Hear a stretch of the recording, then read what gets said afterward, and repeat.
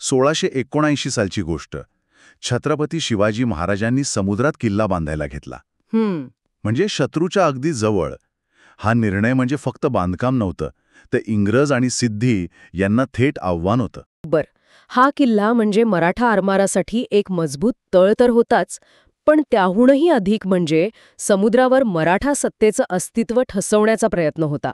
महाराजांनी मग तिथे काय म्हणतात त्याला, तोफांसाठी जागा केली, पाण्याची मोठी टाकी बांधली, टेहळणीसाठी दीपगृह, या सगळ्या गोष्टी उभारल्या. महाराजांनंतर मग संभाजी महाराज आले आणि विशेषतः कान्होजी आंग्रे यांच्या काळात खांदेरीचं महत्त्व कसं बदललं किंवा वाढलं? संभाजी महाराजांनी किल्ला अजून मजबूत केला, पण खांदेरी आणि त्याच्या शेजारचा उंदेरी हे दोन्ही किल्ले खऱ्या अर्थाने तळपले ते सरखेल कान्होजी आंग्रे यांच्या काळात. सरखेल म्हणजे आरमाराचे प्रमुख? हो, मराठा आरमाराचे प्रमुख. त्यांनी या दोन किल्ल्यांचा वापर करून पश्चिम किनाऱ्यावर एक जबरदस्त दरारा निर्माण केला होता. अच्छा.